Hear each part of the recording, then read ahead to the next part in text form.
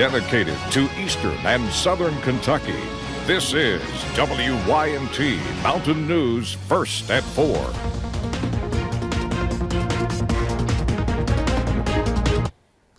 Good afternoon, I'm Steve Hensley. First at 4, the focus turns to the Senate now that the House of Representatives impeached President Donald Trump. Senators will hold a trial to decide if the president will be removed from office, an unlikely scenario given the makeup of the Senate. CBS's Skylar Henry breaks down what's next from Capitol Hill. Senate Majority Leader Mitch McConnell is expected to meet with Senate Minority Leader Chuck Schumer Thursday afternoon as negotiations begin on how a Senate trial will proceed after the House impeached President Trump. The Senate must put this right. We must rise to the occasion. Democratic and Republican senators differ on how the trial should be conducted. Republicans want it to be quick. Democrats want more witnesses and testimony. McConnell has ranted and raved, but he hasn't had a single direct answer why there shouldn't be witnesses. First, the Senate must get the 2 articles of impeachment from the House approved Wednesday night. Article 2 is adopted. House Speaker Nancy Pelosi has not made clear when that will happen. The next thing for us will be when we see the process that is set forth in the Senate. Then we'll know the number of managers that we may have to go forward. The House voted along party lines to approve the articles of impeachment. Every Republican voted no. All Democrats voted yes, except 4. One of them is New Jersey Democrat Jeff Van Drew. Thank you. I'm with you. He met with President Trump Thursday in the Oval Office. It doesn't feel like impeachment. And you know what? It's a phony deal. And they cheapen the word impeachment. It's an ugly word, but they cheapened the word impeachment. President Trump personally wooed Van Drew before the vote. He's facing a tough re-election fight in a district the president won in 2016. Skylar Henry, CBS News, Capitol Hill. The Senate trial had been expected to start in early January, but the timeline may not be clear until the House delivers the articles. President Trump is the 3rd U.S. president in history to be impeached. Saturday morning, a fire tore through a home in Leslie County. The family says it happened so quickly that as they ran out of the house, the roof started to collapse. WYNT's Connor James talked with the family about that devastating day and what's being done to help. Connor? Steve, Jeff, and Amanda Middleton have 3 kids, and while they are thankful they all made it out safe, they lost everything else. From pets to family heirlooms, the Middletons watched it all go up in flames. Now, the fire started on their porch at their Leslie County home in Stinnett. Now, Jeff Middleton is a former Black Jewel miner. He's been laid off since July and was actually working to become an EMT. They said this year has been obviously hard on them, and with the holidays approaching, they don't know what they're going to be doing next. When they paid that back pay that they had owed them, we had actually managed to throw them a pretty decent Christmas together, and to watch it go up, it was hard for that. And we'll make it. We'll make it. We have to. That's all we have is just hope in the Lord. Literally, that's all we have is just hope, so. Now, if someone is interested in helping, the Stinnett Volunteer Fire Department, where Jeff's a volunteer at, actually is collecting donations for the family, whether that be money or something like clothes. We'll have much more on this story coming up at 6.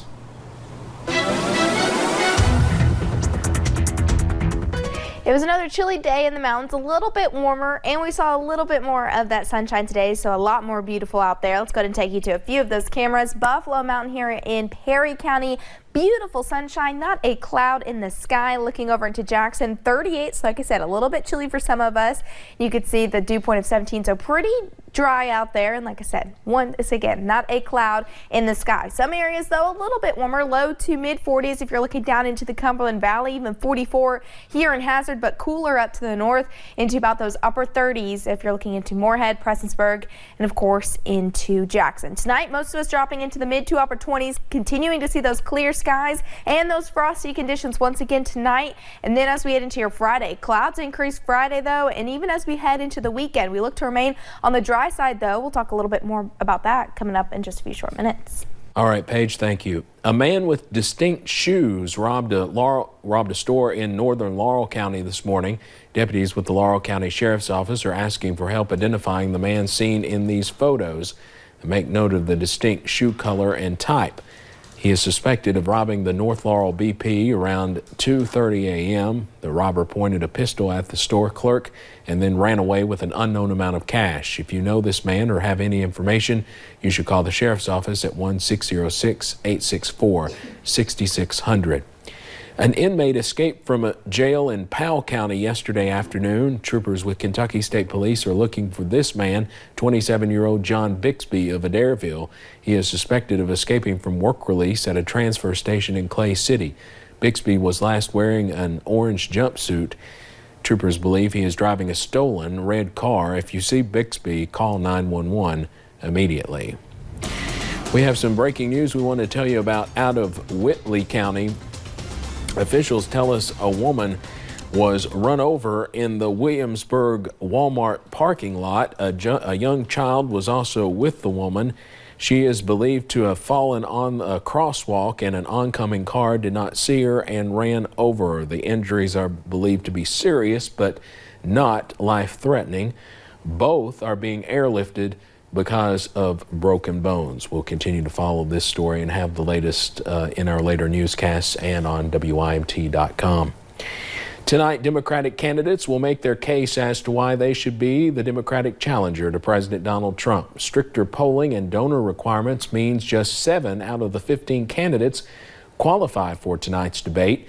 Joe Biden, Bernie Sanders, Elizabeth Warren, Pete Buttigieg, Amy Klobuchar, Tom Steyer, and Andrew Yang are taking the stage.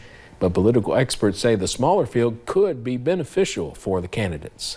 You'll get more time looking at each candidate. So those that are following the race and the candidates who want to sort of win in Iowa in in a month and a half or so from now, this is huge.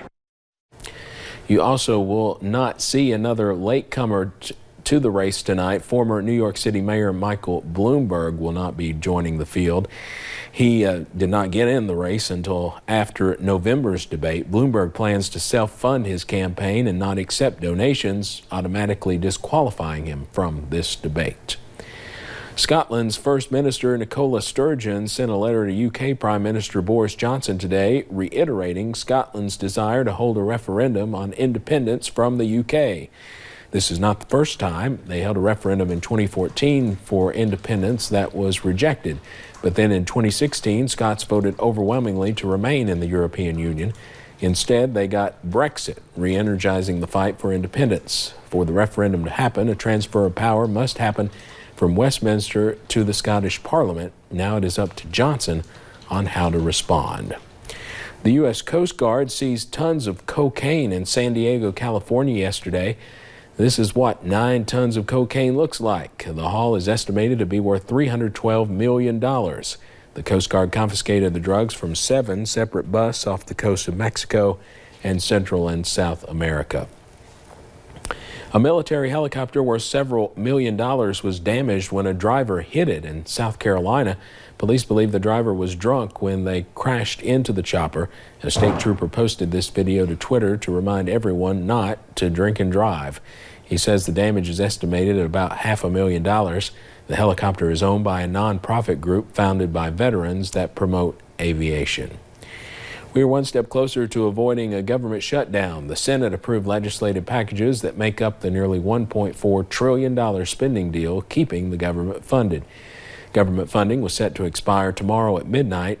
The first measure includes money for labor, health and human services, agriculture, energy and water, the interior, the legislative branch, and some other government sectors. The Senate votes on the second measure by the end of the day. Then the measure heads to the president's desk. The House wrapped up its 2019 business with the passage of the U.S.-Mexico-Canada trade deal, or USMCA. USMCA, which upgrades NAFTA, contains a new chapter for digital trade and aims to boost market access and standards for small business and agriculture. Trade experts say the new deal provides relief to American businesses. Let's head over to Wall Street now on this Thursday afternoon. The Dow closes up today more than 137 points. So you've made your list and checked it twice, but did you make sure to check the shipping deadlines? Christmas is less than 1 week away, and today is the deadline for FedEx, unless you want to spend extra money to ship tomorrow. For Target and Best Buy, the deadline is tomorrow. For Amazon, if you are a Prime member, you have until Sunday. It is the same for Walmart.